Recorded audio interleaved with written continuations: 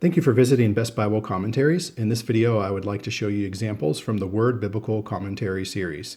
This series has been around for several decades, and it's still active, meaning that there are newer volumes being published and replacing older volumes in the series. I would say it's a mid-level commentary series, so it's a favorite among pastors, but it kind of mid-level to, and some are a little bit more technical. Meaning that they focus more on the original languages of the Scripture, the Hebrew and Greek of the Scripture. So there are many volumes in this series that are considered among the best for their particular book of the Bible. So in that regard, it's a very well-reviewed commentary series, and I'm showing you some of those right now. The Gordon Wenham Genesis volumes are considered among the best on the book of Genesis. And if not number one, maybe number 2 or 3, but they're ranked that highly.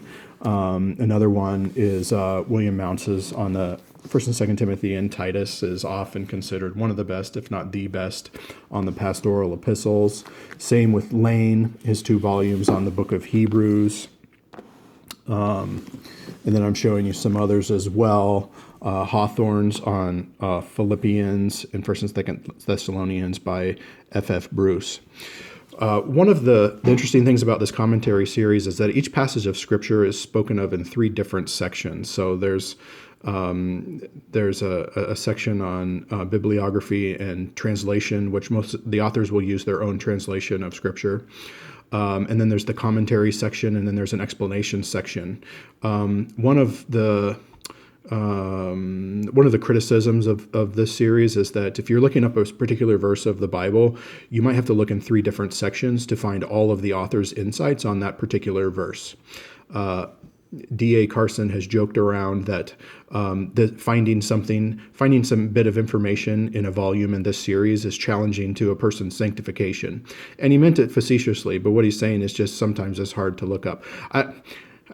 I don't think it's that difficult to look it up myself, but the 3 sections aren't spread out broadly. They're all consecutive, so I don't think it's that challenging, but that's still funny what D.A. Carson said about this series.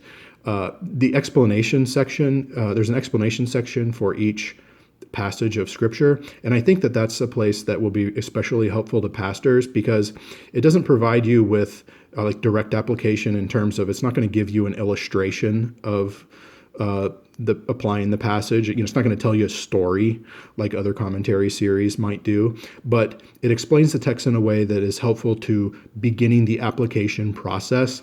And I think that section in particular, for those who are utilizing these volumes for ministry purposes, that section in particular will be very helpful to them. If you teach and preach the Bible, or if you read Scripture, commentaries to help your understanding of Scripture, the Word Biblical Commentary series is definitely not a series to ignore. There are many volumes that are worth your time, even if it takes a little bit longer to look up some bit of information. Most reviewers would say it is worth your time, because there are just several well-reviewed volumes. Just like any series that has multiple authors, some volumes are going to be be a little bit more well-reviewed than others. But generally speaking, it's one of the best mid-level commentary series out there. Thank you for watching this video on the Word Biblical Commentary series, and thank you for visiting Best Bible Commentaries.